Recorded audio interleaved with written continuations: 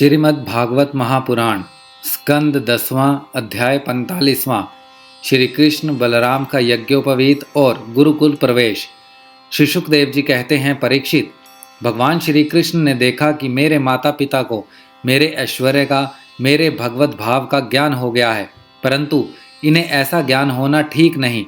ऐसा सोचकर उन्होंने उन पर अपनी वह योग माया फैला दी जो उनके स्वजनों को मुग्ध रखकर उनकी लीला में सहायक होती है। यदुवंश शिरोमणि भगवान श्री कृष्ण बड़े भाई बलराम जी के साथ अपने माँ बाप के पास जाकर आदर पूर्वक और विनय से झुककर मेरी अम्मा, मेरे पिताजी, इन शब्दों से उन्हें प्रसन्न करते हुए कहने लगे, पिताजी, माताजी, हम आपके पुत्र हैं और आप हमारे लिए सर्वदा उत्कंठित रहे हैं। फिर भी आप हमारे बाल्य, पौगड़ और किशोर अवस्था का सुख हमसे नहीं पा सके।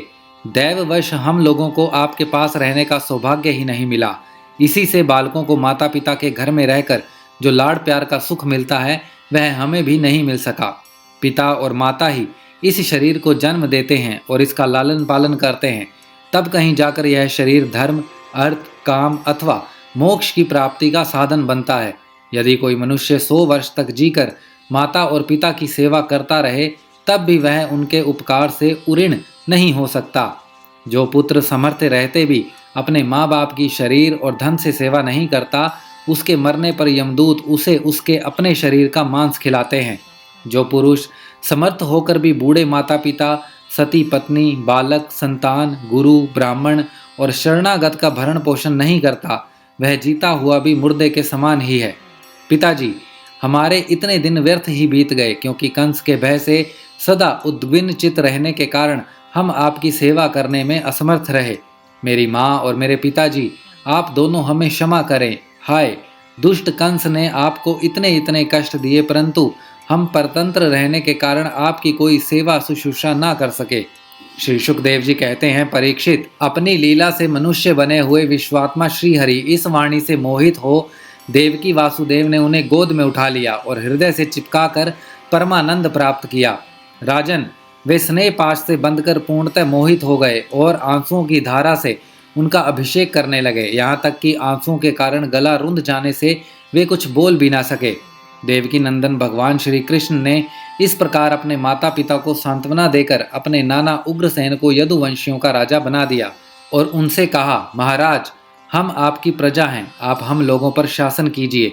राजा ययाति का शाप होने के कारण यदुवंशी राज सिंहासन पर नहीं बैठ सकते। जब मैं सेवक बनकर आपकी सेवा करता रहूंगा तब बड़े बड़े देवता भी सिर झुकाकर आपको भेंट देंगे। दूसरे नरपतियों के बारे में तो कहना ही क्या है।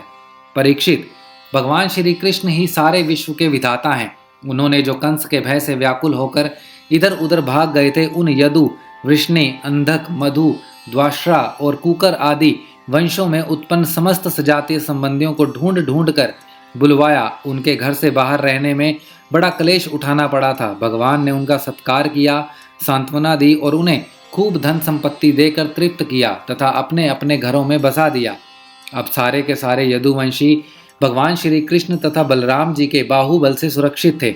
उनकी कृपा से उन्हें किसी प्रकार की व्यथा नहीं थी, दुख नहीं था। उनके सारे मनोरथ सफल हो गए थे, वे कृतार्थ हो गए थे। अब वे अपने अपने घरों में आनंद से विहार करने लगे। भगवान श्री कृष्ण का वदन आनंद का सदन है। वह नित्य प्रफुल्लित, कभी ना कुमलाने वाला कमल है। उसका सौंदर्य अपार है। सदैव हास और चितवन उस पर सदा नाचती रहती है। यदुवंशी दिन प्रतिदिन उनका दर्शन करके आनंद मग्न रहते हैं। मथुरा के वृद्ध पुरुष भी युवकों के समान अत्यंत बलवान और उत्साही हो गए थे, क्योंकि वे अपने नेत्रों के दोनों के बराबर भगवान के मुखारविंद का अमृत में मकरंद रस पान करते रहते थे। प्रिय परीक्षित, अब देवकी नंदन भगवान श्री कृष्ण और बलराम जी दोनों ही नंद बाबा के पास आए और गले लगने के बाद उनसे कहने लगे, पिताजी, आपने और माँ यशोदा ने बड़े स्नेह और दुलार से हमारा लालन पालन किया है।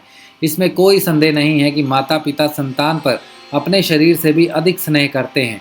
जिन्हें पालन पोषण ना कर सकने के कारण स्वजन संबंधियों ने त्याग दिया है, उन बालकों को जो लोग अपने पुत्र के समान लाड़ प्यार से पालते हैं, वे ही वास्तव में उनके माँ बाप हैं।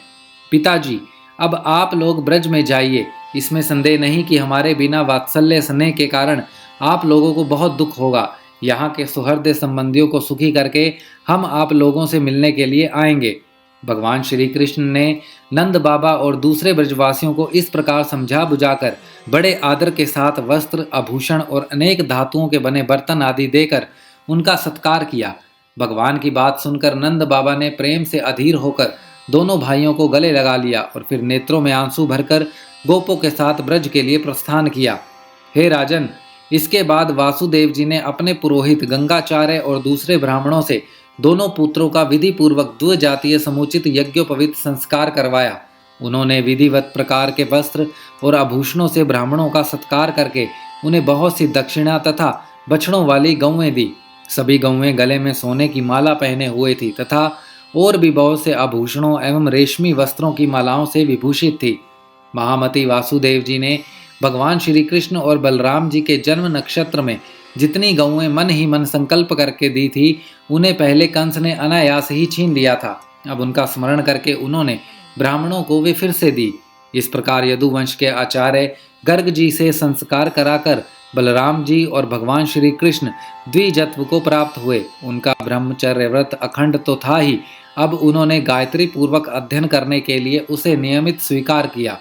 श्री कृष्ण और बलराम जगत के एकमात्र स्वामी हैं, सर्वज्ञ हैं, सभी विद्याएं उन्हीं से निकली हैं। उनका निर्मल ज्ञान स्वतः सिद्ध है, फिर भी उन्होंने मनुष्य की सी लीला करके इसे छिपा रखा था। अब वे दोनों गुरुकुल में निवास करने की इच्छा से कश्यप गोत्री सांदीपनि मुनि के पास गए, जो अवंतीपुर में रहते थे। वे दोनों भाई विधि पूर्वक गुरु जी के पास रहने लगे।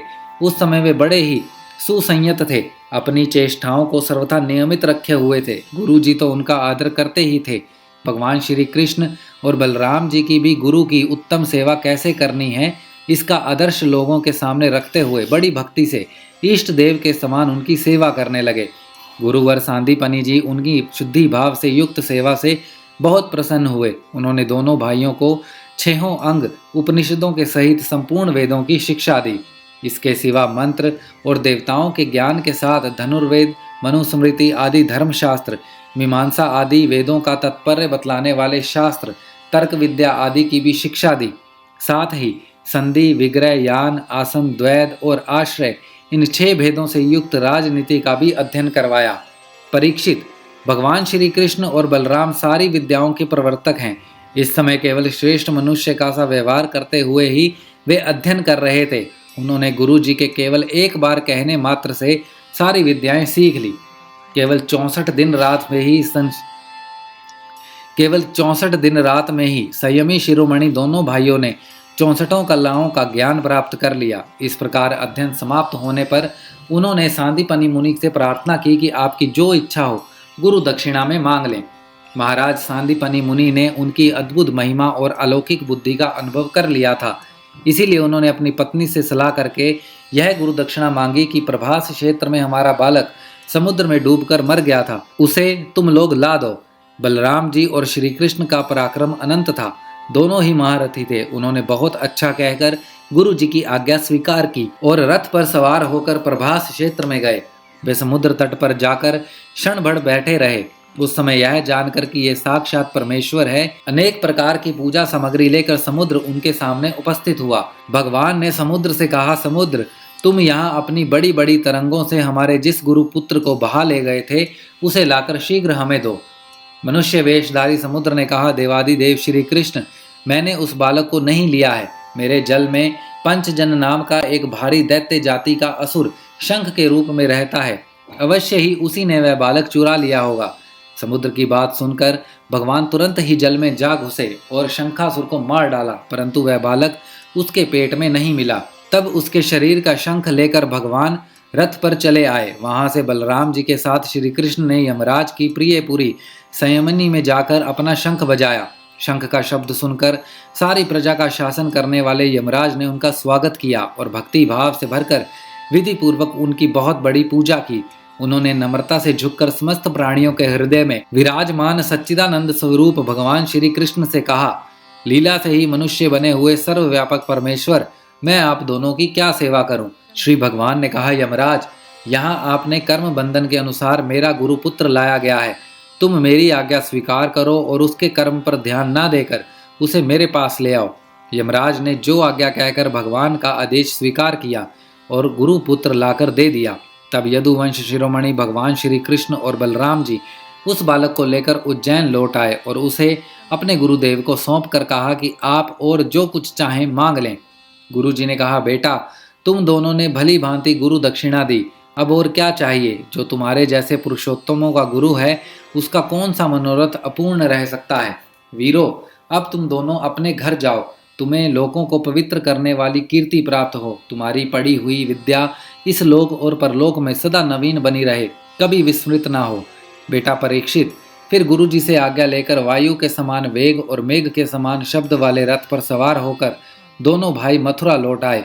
मथुरा की प्रजा बहुत दिनों तक भगवान श्री कृष्ण और बलराम को ना देखने से अत्यंत दुखी हो रही थी। तब उन्हें आया हुआ देख वे सब के सब परमानंद में मग्न हो गए, मानो खोया हुआ धन मिल गया हो। श्रीमद् भागवत महापुराण स्कंद 10वां अध्याय 45वां समाप्त।